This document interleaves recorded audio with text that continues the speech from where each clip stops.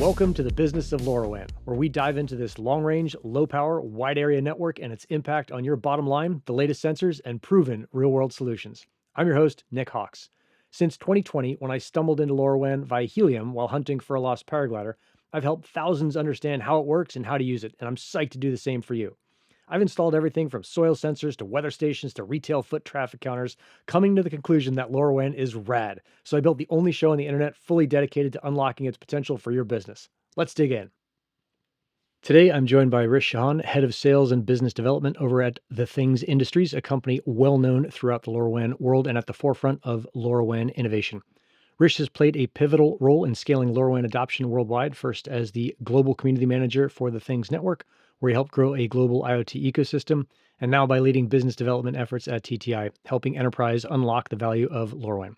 In this episode, we'll explore how businesses are leveraging LoRaWAN to solve real-world problems, what makes for an ideal customer, and the most profitable use cases that generate measurable ROI. We'll also dive into how companies can think about business models, scaling IoT deployments, and uncovering new opportunities through LoRaWAN solutions. Let's get into it. Rish, thanks so much for coming on and making the time to explain LoRaWAN for us from the TTI perspective. Well, happy to be here. Yeah, I'm psyched. So the first question for folks who are watching this, it's really aimed at the kind of IoT for CFOs. So people who are interested in LoRaWAN, they've heard about it, but they're not sure what it is. Let's start with something useful for them. Like, what does the perfect customer look like for TTI? What are you guys looking for if you were to sit down on a plane next to someone and you're like, oh, yes, this is awesome? Yes, I think a perfect customer for us, I mean, if there can be an ideal customer, let's say, would be someone who has, well, first of all, a problem to solve. And I mean, what are we doing with IoT and LoRa when we're trying to solve a problem? And again, getting into the more specifics. So first thing is someone who has a problem which that needs to be solved with IoT. And more getting into that, it would be a little bit of knowledge of IoT, of hardware devices, software, how does it work? And someone who's also open to trying new business models and also just seeing how everything works. Because I think in the beginning, it can all be a bit daunting, challenging. So I think someone who's also open and has a little bit of experience and has a problem to solve would be an ideal customer. Again, you can get into all the different segments, verticals, but I think at the core underlying, this is something I would say would be an ideal customer. Sure. What are the best problems to solve? I think best problems to solve with IoT would be more into, I think some of the more segments that we see would be building management, something more in retail. I mean, these are the most, let's say, obvious candidates, but you also see some wide applications in agriculture, a lot in environmental monitoring, conditional monitoring. And it's still so horizontal and so broad that you can apply it in almost any verticals. Of course, there are some that are sort of going to be a bit better, but the use cases here are just quite massive. And you also see the return on investment or adoption. It's not something that happens overnight. This takes a lot of time. So I think a lot of people also have this expectation, oh, I want to see results tomorrow, or I want to see results in a short span of time. And I think in this, you have to be very honest and you have to be very practical about that all of these things take a bit of time. And provided you have that patience, it pays off. Okay. And then what kind of timeline, maybe best case, worst case, medium case, would a customer be looking at?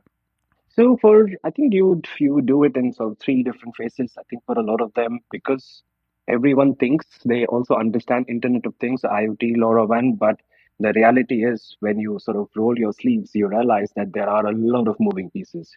So I would break this into like three like phases. The first phase is just validation. You just want to get the device, get some data, put it into an dashboard, and just see if it all works. And if it works, which you could also call it sort of like the 0 to 1 phase, where you are at nothing and you're just getting it to one, where you're just sort of Sure. seeing that if it works or not. Next phase, you could call it is 1 to 10. Okay, you've made it work. Okay, in your maybe next in your garage or maybe next in your home office setup. Next thing is to make it to the second phase where you maybe want to have a few hundred of devices and see how it works in practical sense, whether there is some savings or whether it actually has an impact. That would be, let's say, your second phase. And the third is really production, where things are now, it's sort of going towards the commodity phase, where it becomes very, very more advanced. You have proper DevOps, you know where the data is going. So these three phases would be how you would look at an IoT solution. Got it. And so I think mostly we're focusing on the production phase in this podcast, where it's like as much fun as it is for me to be in the garage or on the workshop table behind me fiddling with Laura. My focus on this is saying, okay, we've got businesses coming in, and ideally we're finding businesses with a clear use case for LoRaWAN. And what I've seen, I think you've said money can be made on this network only by providing valuable services.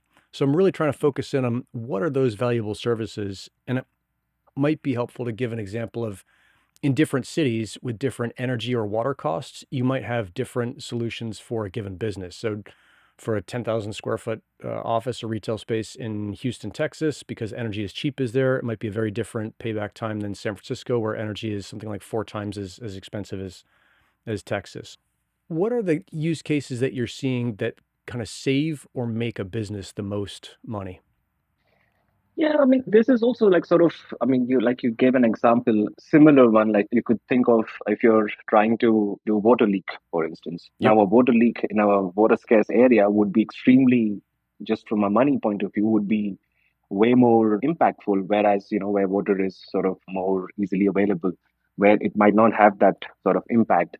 I think what we see in general, particularly, is that start with the most basic like thing, where is it a business positive use case or not, especially like in buildings or in retail. There are so many applications which you can apply, and a lot of time also the focus is just on one use case. Oh, I'm in a building, let me try to prevent water leak. And a lot of businesses, I think, are also very surprised by the fact that once you have a business positive use case, adding another use case comes at a zero marginal cost. I mean, you are not really going to spend or set up an entire infrastructure, because if you are in a building, you're doing water leak sensor. Adding air quality sensors in a building is just buying the sensors and putting those up. So this sort of is where like we see like a lot of magic happening, where people start with one use case which they've identified, they've done their research, and they know that okay, this is what I'm going to go with. In my other example of retail, like even think of it as like if you're monitoring temperatures across different fridges, suddenly putting up people counting in restaurants or fast food adds a lot more data points. And it also then makes the decision for people, the management, to make a bit more better decisions with that. And then from there on, you can only add more, like it only goes from there. So I think it's the first hurdle is sort of like the biggest one. And then once you cross that, adding other use cases becomes, yeah, quite easy, and also has a very high ROI as well. Yeah. Yeah. So I think of that as the kind of pilot project model of bringing in like, hey, if we just get a gateway on the building, that's Yeah. the biggest lift. And then once that's there, your imagination is really the limiter. You said something about new business models. Can you walk me through that when you're talking to a new customer? How would you explain that to them in a useful way?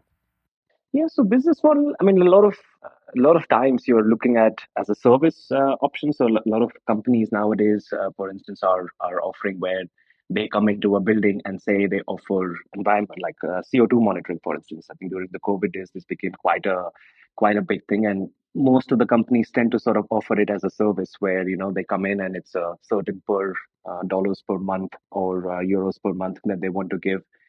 A lot of other models, I think these are sort of models which you can experiment once you're further down in the state of the project. But in most cases, I think at the beginning, it's also so fragmented that people just want to do anything and everything to sort of get the foot in the door. So Yeah. in the beginning, it's really not so much about the business model. And sure, everyone wants to build like a fancy SaaS company, but I think the state of the matter right now is that anything and everything sort of works in the beginning phase. But I think this is also a very good point that you highlighted, that because it's so fragmented, you need to be very clear as in when you scale and progress, what is sort of going to be the business model. Because this in IoT, you're combining software and hardware. And sure, a lot of people have experience with one or the other. But then when you combine them, a lot of different risk factors are also there. I mean, think about inventory, for instance. If you are starting a business where, okay, you went through the first phase, and now you suddenly get an order from a customer for 5,000 devices. Where are you going to first buy them? Where are you going to store them? And there are a lot of different concepts that people have to sort of look at. So I think in the beginning, like I said, it's just very fragmented, but it's also good to sort of know what which direction you're going and be prepared for it, because things also move very quickly. Like if your product or your service gets validated, you would want to move quick. So just having an understanding of what is going to work in your landscape a bit better is going to be very useful. Yeah. Yeah, I've got another guest coming on the show, and his model, he's a provider, is to get a gateway and one device in, and typically it's just, what is it? It's something with like soil moisture, like something pretty easy to make sure that the grounds are getting watered and maintaining. And then once that's in, then he can talk to everybody else in the company about everything else that's going on that they could be doing. What are Yeah. some of the most interesting applications of LoRaWAN that you've seen? You know, we've all heard of like, okay, leak detection and people counting and soil moisture. What's out there? You're like, man, I didn't know that these were people or whatever counting elephants or, weighing carrots or whatever it was. Mostly around like nature conservation, and this particular, there were these people hunting rhinos in Africa. And I Hmm. think one of our community members, they built a tracker Hmm. which is sort of put in the 3D printed horn of a rhinoceros. Hmm. So if the hunters, they take the horn, you could track their location with that, and which was like quite innovative in that time. A lot of people also use it for, actually, yeah, there was one other one where they were, I think, trying to monitor the movement of turtles, and there was no gateway over there. So they sort of laid out the devices on the beach. This is where the turtles would come. And Hmm. because there was no gateway, they flew in a gateway with the drone. So you could have coverage for these devices. I mean, these are more on the nature side, but I Yeah. think some of the more like also interesting I find is a company in I think, New Zealand that have built a very sophisticated collar for cattle. And you're not just monitoring like the temperature, or you're not monitoring just the location, but you're really sort of understanding the behavior of cows or the cattle that you have. So I think this also shows that you have to start like really at the basic, and then from there on there are a lot of possibilities that you can add. And we've only seen the number of different use cases only grow over time, so it's not just confined to what you just said, retail or buildings. Sure, this is where you see a lot of volume, but there are so many new use cases coming up, and we've seen also over the past few years that this segment is only going to grow. The way people use LoRaWAN and the way people are coming up with new use cases. I also had one more in mind. There was another customer which wanted to monitor, so when you have fruits which are basically getting to the shelf in the supermarket, it is timed so well that they monitor the amount of ethylene in these containers. Yep. So by the time they are farmed, by the time they are on your shelf, everything is sort of monitored. And this also like, wow, like you don't really realize the banana that you're eating, that it has been kept throughout that temperature or that condition from a very far away place. And this just shows that this is quite massive in terms of how it is being used. Oh, interesting. And that's really leveraging a network's ability to be long range because you're not sending a ton of information. You're just sending the volume or whatever amount of ethylene in the air and Yeah, tracking that. But you're doing it over an enormous distance as the banana travels from wherever it's picked and placed in the storage container to when it gets to the supermarket. Oh, very cool. when it gets to, I think there's also this whole, I mean, I wouldn't say like misconception, but I think a lot of users have this, oh, I would need coverage throughout, or like Europe is relatively, let's say, smaller in terms of geographically looking at it, but Hmm. US, for instance, is just like distances are quite long, and people have this, oh, I would need coverage in this city, I would need coverage in this village. And from a business point of view, you also got to think and look that you don't need coverage across. You need coverage wherever your truck or your container passes through. So if you have a distribution line where you're getting it from the farm, then it goes to a warehouse, it sits in that warehouse, and then it gets dispatched. You don't need coverage in each and every corner. You need coverage wherever it goes through. So if you think about this, a lot of people also get scared, oh, but the infrastructure or the capex is just so high for setting up this gateway infrastructure. Yes, it would be, but again, the you don't have to have coverage everywhere. Wherever the important strategic points are there, if you have coverage over there, you would be able to monitor the conditions of your produce or meat in particular, or fruits. Yeah. So that's also something that is good to mention. Super cool. Rish, thanks so much for making the time and coming on and explain a little bit about the business of LoRaWAN to us. No, no problem. It was super nice, and yeah, hope to see you soon.